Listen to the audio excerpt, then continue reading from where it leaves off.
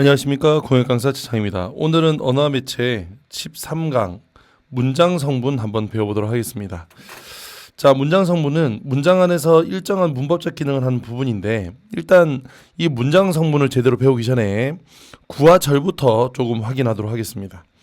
이제 구, 절 이런 거 많이 들어봤죠. 이제 보통 이제 영어에서 많이 들어본데 뭐 명사 구, 뭐 명사 절 이렇게 이제 들어보죠. 그래서 이제 구와 절이 뭐냐면, 자, 구와 절은 일단 구는 하나가 아니라 둘 이상의 어절이 어울려서 하나의 단어와 동등한 하나의 단어와 동등한 기능을 하는 것을 구라고 합니다. 그에 비해서 절은 마찬가지로 둘 이상의 어절이 모이긴 하는데, 이제 문제는 이건 구는 주어와 서술어의 관계, 주어와 서술어의 관계를 가지고 있고, 이것이 둘 이상의 어절로 모여져 있는 걸 이야기하는 거예요. 둘 이상의 어절이 모여져 있다. 자, 지금 밑에 제가 예시를 한번 들어봤죠. 자, 보세요. 저 장미는 아주 아름답다 할 때, 여기서 밑줄근 저 장미는 주어하고 서술어 관계를 가지고 있진 않아요. 하지만 저가 장미를 꾸며주면서 요거 자체가 명사가 되는, 장미는 명사니까 명사와 같은 기능을 합니다. 그래서 우리는 이 친구를 뭐라고 하냐면 명사구래요. 명사구라고 합니다. 자, 그 다음에 그 뒤에 아주 아름답다도 마찬가지예요. 이게 주어 서술어 관계를 가지고 있진 않아요. 왜냐면 아름다운 건 장미인데 장미가 이게 포함되어 있지 않으니까. 대신에 아주가 아름답다를 꾸며줘서 얘가 통째로 형용사의 역할을 하니까 이걸 형용사구라고 해요. 자, 다 무슨 말인지 이해되죠? 하지만 아래쪽 보세요. 여름이 되기는 이 문장 빼면 여름이 되다가 돼요. 그러면 여름이 되다가 되는 거니까 이거 자체가 이미 주어 서술어 구성을 가지고 있죠. 그래서 얘를 절이라고 하는데, 이때 마지막 기가 명사형 전성어미를 쓰고 있으니까 절 중에서도 명사절이 됩니다. 그래서 구하고 절은 좀 달라요. 만일에 여기도 기다리고 있다 이렇게 되면, 여기서 이거 기다리고 있다가 되면 여기는 이 친구도 동사구가 되겠죠. 동사구. 두 개 어절이 하나의 구를 이루고 있는 거니까. 그래서 주어 서술어를 가지고 있으면 절, 구와 서술어가 아니라 그냥 단어 2개 이상을 붙여놓으면 그건 구. 이렇게 이해하시면 됩니다. 다 됐습니까? 자, 그러면 이제 본격적으로 문장 성분 한번 배워보도록 하겠습니다. 일단 문장 성분의 종류는 크게 3가지가 있어요. 먼저 주 성분은 어떻게 되냐면, 문장의 골격을 이루는 부분으로 반드시 필요한 문장 성분을 우리는 주 성분이라고 합니다. 대표적으로 뭐가 있냐면 주어, 서술어, 목적어, 보어가 있죠. 자, 그 다음에 부속 성분은 앞에 나온 그 주 성분의 내용을 꾸며 뜻을 더하는 부분, 뜻을 더하여 주는 부분으로 주로 생략이 가능한 문장 성분을 우리는 부속 성분이라고 합니다. 대표적으로 뭐가 있냐면, 꾸며주는 거니까 체언을 꾸며주는 관형어와 문장 전체나 용언을 꾸며주는 부사어 등이 있어요. 됐죠? 자, 그 다음에 독립성분입니다. 자, 독립성분은 다른 문장과는 직접적인 관계를 가지고 있잖아요. 그냥 독립적으로 쓰이는 문장 성분으로 독립어가 있습니다. 자, 그래서 이렇게 해서 우리 문장 성분은 모두 7개. 우리 지난 시간에 왜 명사, 대명사, 수사, 즉 품사 배웠죠, 그죠? 이 품사와 여기 나오는 이 문장 성분은 좀 구분을 좀 하셔야 됩니다. 무슨 말인지 이해되죠? 그러니까 얘는 중요한 게 뭐냐면 기능이에요, 기능. 핵심은 기능입니다. 얘가 명사냐 대명사냐 수사냐가 중요한 게 아니라 이 문장 내에서 어떤 역할을 하고 있냐, 주어의 역할을 하고 있냐, 서술어의 역할을 하고 있냐, 목적어의 역할을 하고 있냐, 각각의 역할에 따라서 이름을 붙여놓은 거라서 얘가 똑같은 동사라도 동사가 서술어에 쓰일 수도 있고 아니면 관형어에도 쓰일 수 있고 부사어로도 쓰일 수 있어요. 왜냐하면 기능이 달라질 수 있는 거니까. 자, 참고로 거기 품사 파트에서 제가 문장 서문하고 구분하는 거 하거든요. 그거 반드시 꼭 참고하시기 바랍니다. 자, 그러면 이어서 문장 성분별 특성을 한번 배워보도록 하겠습니다. 일단 먼저 주어하고 서술어부터 한번 가보죠. 주어하고 서술어. 주어는 문장에서 동작 또는 상태나 성질의 주체가 되는 문장 성분을 보통 주어라고 합니다. 이제 뭐 원칙적으로는 당연히 체언에다 주격조사가 붙는 거죠. 체언에다 주격조사가 붙는 거. 그래서 가장 대표적인 것은 체언에다가 플러스 주격조사가 붙는 거예요. 예를 들어서 뭐 주격조사 이가 뭐 높임 표현에 깨서 아니면 이거 이제 아마 조사에서 배웠을 텐데 집단이나 단체 뒤에다가 에서를 붙이는 거, 요렇게 해서 주격조사를 붙이면 주어가 됩니다. 그런데 이거 말고도 주어에다가 보조사를 붙이거나 아니면 주격조사를 생략하고 그냥 체언 하나만 단독으로 사용해도 충분히 가능하죠. 그러니까 뭐 사실은 여기서 지금 이 주격조사는 보조사로 얘가 보조사로 대체가 되거나 아니면 주격조사를 생략해도 가능하다. 생략도 가능합니다. 그래서 일단 문장의 주체를 나타내는 걸 주어라고 하죠. 자, 그 다음 서술어 하겠습니다.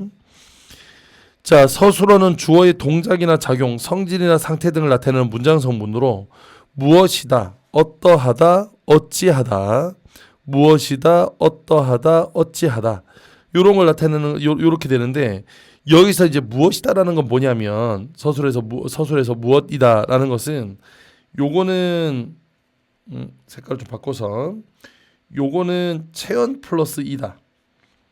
체언 플러스 이다 꼴로 들어오는 거고, 어떠하다는 주로 동사가, 어찌하다는 주로 형용사가 들어와서 서술의 역할을 해주는 거거든요. 그래서 항상 문장의 맨 마지막에서 뭐뭐 하다라는 형태로 쓰이는 것을 우리는 서술어라고 합니다. 자, 그런데 이제 문제는 뭐냐면 사실상 시험에 가장 많이 나오는 건 바로 이 부분이에요. 서술어 자릿수. 이게 이제 항상 시험에 나와서 좀 골치 아프게 하거든요. 그래서 서술어 자릿수를 조금 배워보도록 할게요. 자, 서술어 자릿수에는 종류가 크게 세 가지가 있어요. 한 자리, 두 자리, 세 자리. 한 자리, 두 자리, 세 자리. 이렇게 돼 있어요. 자, 그러면 차근차근 한번 정리 한번 해볼게요. 자, 먼저 첫 번째 한 자리 서술어. 한 자리 서술어는 주로 여기에 뭐가 되냐면 주어 플러스 서술어 요걸로 들어오는 거거든요.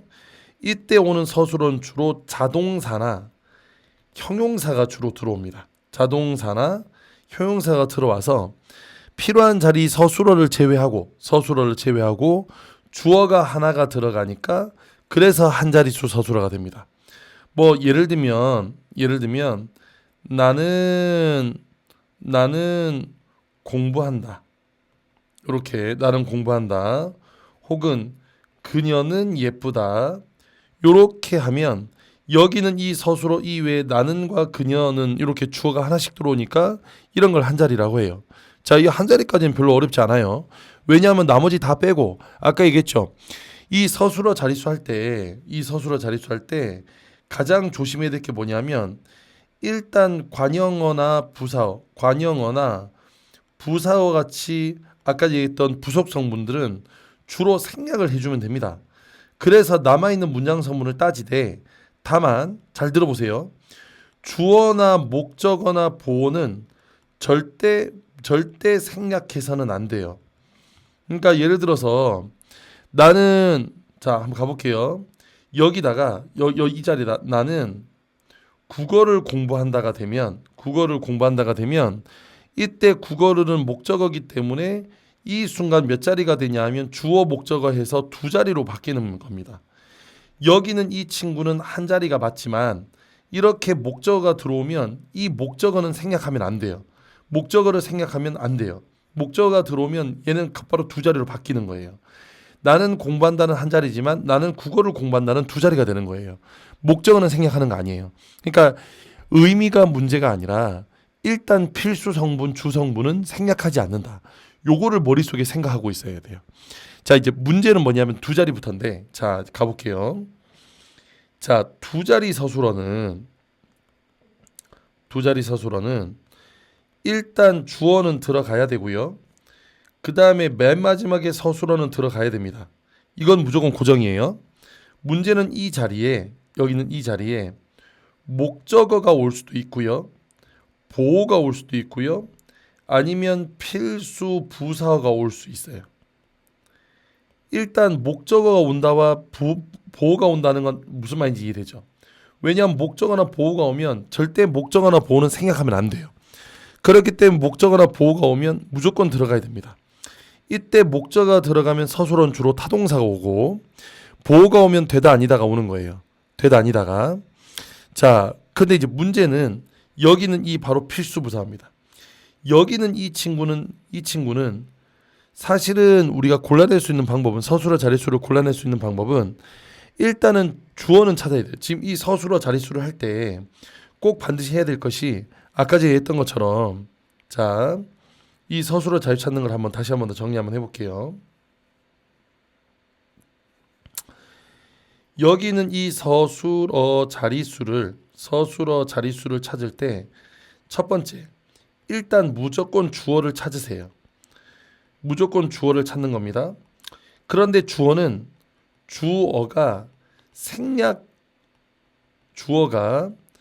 생략될 수 있으니 요거는 주의해야 돼요. 요거는 주의해야 합니다.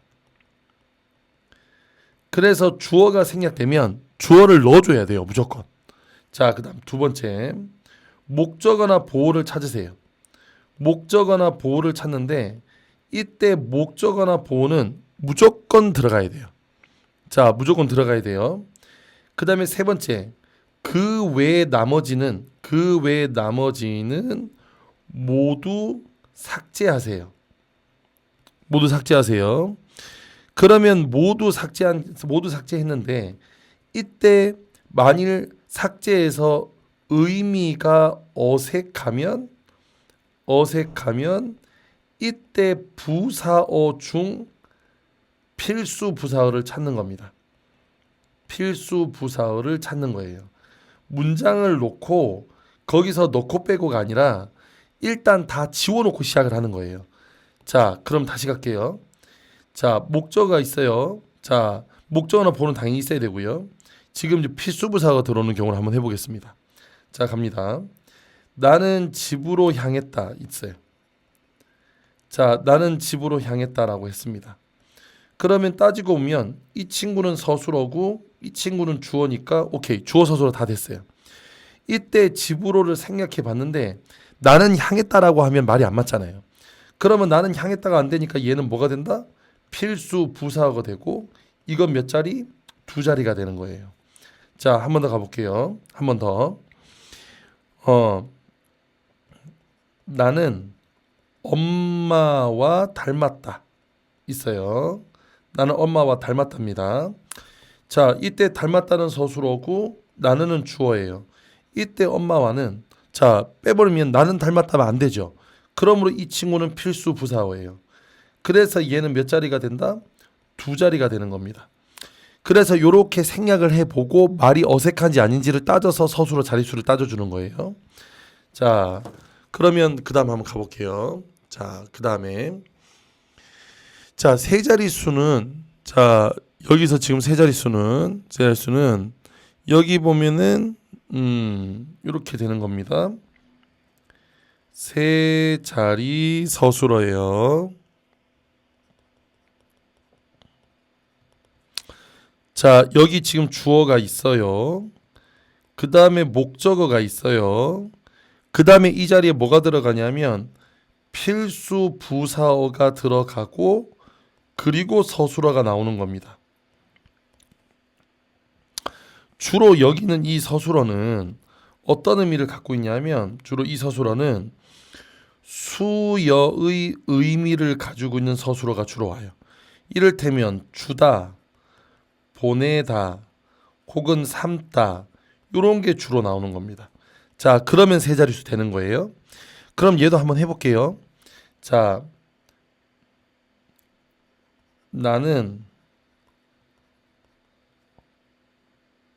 엄마에게 선물을 주었다.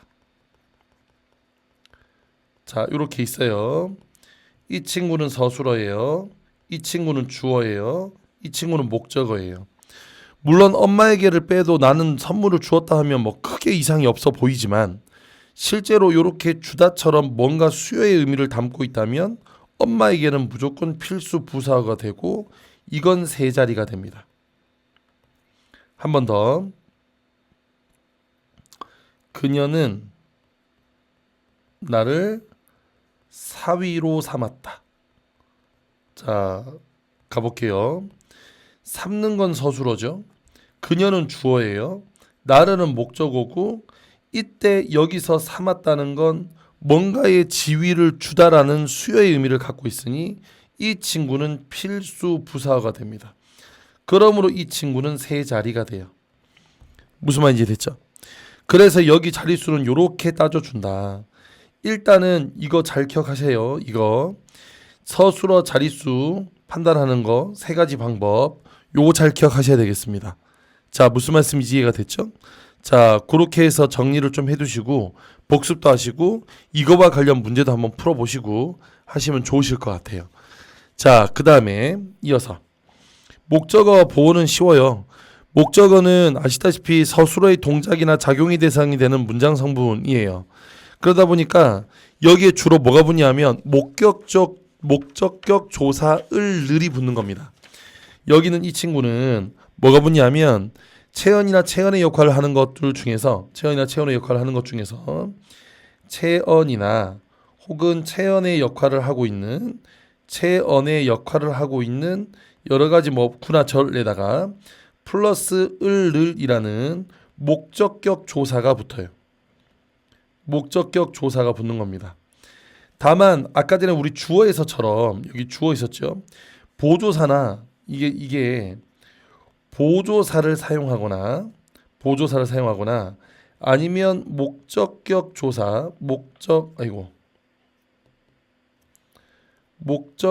조사가 생략될 수도 있다. 요것도 잘 기억하셔야 됩니다. 다 됐죠? 요거까지 잘 기억하시면 좋을 것 같아요. 자, 보호 갑니다. 보호는 핵심이 되다 아니다가 나와야 돼요. 되다 아니다. 이게 중요해요. 일단 되다 아니다가 나와야 된다. 그러니까 얘는 주어를 제외하고 되는 건데, 자, 이거는 문장을 예를 한번 들어볼게요. 물이 얼음이 되었다예요. 그러면 서술어 자리에 지금 뭐가 왔냐 하면 이렇게 되다가 왔죠. 이때 얘가 주어입니다. 이때 가운데 낀 놈을 우리는 보호라고 해요. 이때 여긴 이를 뭐라고 하냐면 이 친구를 복격조사라고 하죠. 이렇게 복격조사가 오면 보호가 됩니다. 쉽죠? 어렵지 않아요. 보호는. 예를 들어서 한 번 더. 나는 바보가 아니다 가 있어요. 자, 아니다는 서술어죠. 이때 나는은 주어가 되고 바보가는 당연히 그 사이에 낀 보호가 됩니다. 이때 가는 복격조사가 되겠죠. 다만 여기서 하나 참고할 거. 물이 얼음으로 되었다가 있어요.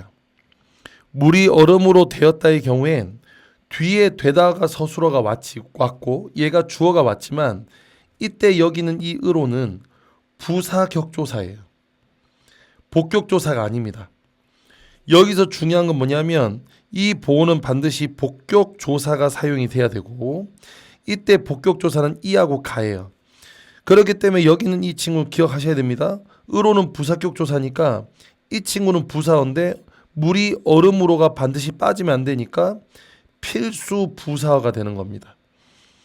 여기는 이 친구 절대 보호 아니에요. 왜냐하면 얘는 부사격 조사를 사용했으니까 부사어라고 해야 되는 겁니다. 알겠죠? 그래서 요거 구분하실 수 있어야 됩니다. 이거 구분하실 수 있어야 돼요. 자, 그다음 갈게요. 관형어와 부사어가 있네요. 자, 관형어와 부사어는 제가 간을 좀 했는데 이제 뭐 여러 가지 유형들이 있어서 이제 정리 한번 해보려고 했는데, 먼저 관형어는 체언을 꾸며주는 겁니다.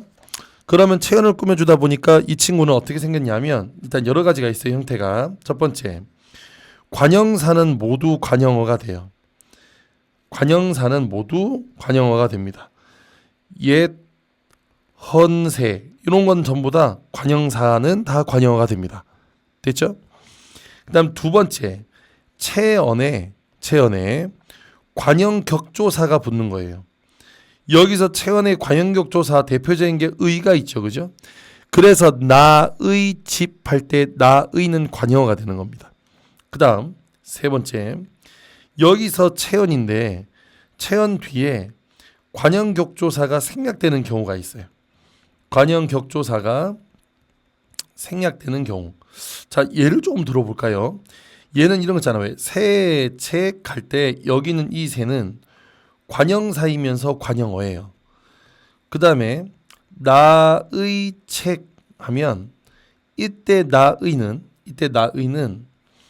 대명사 플러스 조사인데, 이때 조사는 관형격조사이므로 여기는 이 친구를 둘을 묶어서 문장 성분은 관형어라고 해야 되는 거예요. 됐죠? 자, 그 다음에 체언의 관형격조사가 생략되는 경우는 뭐냐 하면 이런 거예요. 예를 들어서 뭐 시골 풍경 이런 거. 그러면 여기 있는 이 시골이 얘 풍경을 꾸며주죠. 아이고, 여기는 이 시골이 풍경을 꾸며주죠. 그래서 여기는 이 친구의 품사는 뭐냐 그러면, 품사는 시골이니까 명사지만, 이 친구의 문장 성분은 어떻게 되냐 그러면 뒤에 있는 풍경을 꾸며주는 거니까 이 친구는 관형어라고 해야 맞는 겁니다. 다 됐죠?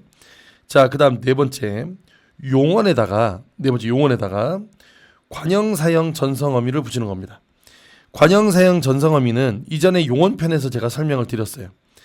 용언편 설명드렸는데 대표적인 게 뭐뭐, 니은, 는 이런 것들이 있어요. 그러니까 예를 들면, 자 보세요. 예를 들면 가는 길이에요. 집에 가는 길. 그러면 여기는 이 가는은 품사가 뭐냐 그러면 품사는 동사예요. 품사는 동사지만 관형사형 전성어미를 써서 문장 성분, 즉 여기서의 기능은 관형사와 똑같은 기능을 하고 있으므로 우리는 이 친구를 관형어라고 불러야 됩니다. 그래서 이게 품사와 문장 성분이 달라진다는 거 기억하셔야 돼요. 품사와 문장 성분이 다르다는 거 기억하셔야 돼요. 그래서 관형어는 이렇게 종류가 네 가지가 있다. 자, 그다음 부사어 가겠습니다. 자, 부사어는 주로 용언을 꾸며주지만 관형사, 다른 부사, 절, 문장 전체를 꾸며주기도 해요. 뭐 어쨌든 다 꾸며주는 겁니다. 체험 빼고는 다 꾸며준다고 봐요. 뭐 여기서 뭐 원래 관형은 체험만 꾸며주지만 웬만하면 다 꾸며줍니다. 이런 걸 부사어라고 하거든요. 먼저 첫 번째, 부사는 부사어죠. 부사는 부사어. 예를 들어서 뭐 정말 아주 잘, 요런 것들은 다 부사가 됩니다. 뭐 정말 예쁘다 이런 거 있죠. 그러면 정말 예쁘다의 경우에 이때 정말은 예쁘다를 꾸며주기 때문에 얘는 문장 성분은 이 친구는 품사는 부사고 문장 성분은 부사어가 되겠죠. 문장 성분은 부사어가 됩니다. 자, 그다음 두 번째, 이번에는 체언에다가 부사 격조사를 붙이는 거예요. 자, 여기서 부사 격조사는 대표적인 게 뭐뭐에서, 뭐뭐으로 이런 것들이 있어요. 그러니까 예를 들면 학교에서 놀았다. 자, 이런 게 있다고 칩시다. 그럼 이 학교에서 놀았다는 것은 품사로 이야기하자면 학교는 명사고 뒤에 따라오는 건 조사죠. 부사격조사. 하지만 이 친구의 문장 성분이 뭐냐 하면 부사격조사를 썼기 때문에 여기서 문장 성분은 부사어가 되는 겁니다. 이해되죠? 부사어가 되는 겁니다. 자, 그 다음 세 번째 가볼게요. 세 번째는 체언을 쓰는데 마찬가지로 뒤에다가 여기 체언을 쓰는데 마찬가지로 뒤에다가 이를테면 조사를 생략하는 방법이 있어요. 부사격조사를 생략하는 겁니다. 이해됐죠? 부사격조사를 생략하는 경우인데 문제는 뭐냐면 잘 들어보세요. 이렇게 체언에다가 부사격조사를 생략하는 경우는 잘 없어요. 그래서 요거는 그냥 이럴 수 있다는 것만 기억하시면 될 것 같아요. 자, 그 다음 네 번째 갑니다. 네 번째는 용언의 어간에다가 부사형 전성어미를 붙이는 거예요. 자, 부사형 전성어미를 붙이는 거예요. 여기서 부사형 전성어미는 뭐가 있냐면 뭐뭐개 이런 게 있습니다. 부사형 전성어미 뭐뭐개가 있어요. 예를 들어서 예쁘게 생겼다 이게 있어요. 그러면 예쁘게는 잘 보세요. 예쁘게는 지금 품사가 뭐냐면 기본형이 예쁘다에서 왔으니까 이 친구는 형용사입니다. 예쁘다라는 형용사에서 왔어요. 그런데 이 친구의 문장 성분이 뭐냐 그러면 개가 붙어서 부사처럼 썼으니까 우리는 부사어가 되는 겁니다. 이거 전에 앞에 다 했던 거니까 그죠? 그렇게 어렵지 않죠? 그래서 요거 다 확인해 주시면 좋겠어요. 그 다음에 여기서 또 하나 더. 이게 부사어는 종류에 따라 좀 나뉘는데 부사어는 종류에 따라서 크게 세 가지가 있어요. 하나는 성분 부사어가 있고 여기서 성분 부사어는 성분 부사랑 똑같습니다. 특정 성분만 수식하는 거예요. 특정 성분을 수식하는 거고요. 그 다음에 두 번째 문장 부사어가 있어요. 여기서 문장 부사어는 문장 전체를 수식하는 겁니다. 문장 전체를 수식하는 거다. 그 다음에 뭐가 있냐면 접속 부사어가 있어요. 여기서 접속 부사어는 알다시피 뭐죠? 예, 접속사 얘기하는 거죠, 그죠? 접속사, 접속 부사 이용하는 겁니다. 다 풀로 쓰죠? 예, 풀로 쓸게요. 네, 접속 부사어는 접속 부사를 이야기하는 거예요.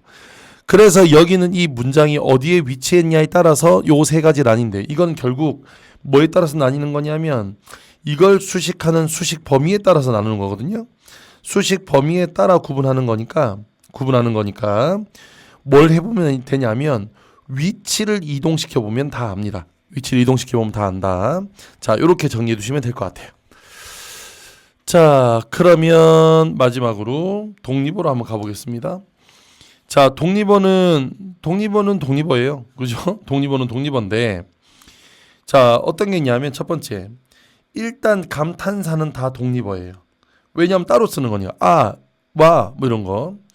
두 번째가 뭐가 있냐면 체언 플러스 혹격조사. 자, 여기서 혹격조사는 누구 부르는 누구야에 해당하는 겁니다. 예를 들어서 철수야 놀자 이렇게 됐다고 칩시다. 그러면 이때 여기는 이 철수야는 품사로 치면 품사는 명사 플러스 조사인데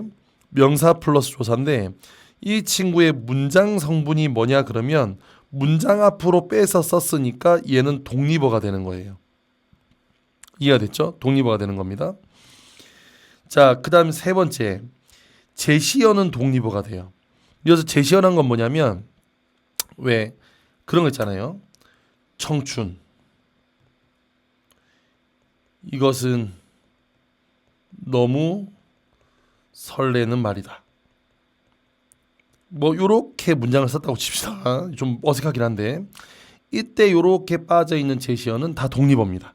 다 독립어. 당연히 이 친구의 품사는 뭐냐 그러면 품사는 명사죠. 명사인데 지금 여기서의 역할이 기능이 문장 성분이 독립어라는 거예요. 이해됐죠? 기능이 독립어라는 거예요. 문장 앞으로 빠져 있으니까. 자, 그 다음 네 번째 대답하는 말이 있죠. 대답하는 말은 모두 독립어입니다. 예를 들어서 예, 아니요 이런 건 다 독립어가 되겠어요. 자, 이렇게 해서 문장 성분을 다 배워봤습니다. 문장 성분에서는 서술어 자릿수 정도가 가장 중요하니까 서술어 자릿수 정도만 여러분이 조금 연습을 좀 많이 해보시면 좋겠고요. 그 다음에 이제 이 다음 시간에 이제 절을 배워볼 건데 사실상 문장 성분에서 가장 중요한 건 절입니다. 절. 저는 다음 시간에 연습 문제까지 같이 해서 찾아올 테니까 일단 여기까지 열심히 공부하시고 다음 시간에 또 찾아뵙도록 하겠습니다. 그럼 그때까지 열심히 공부하시고 다음 시간에 다시 뵐게요. 안녕.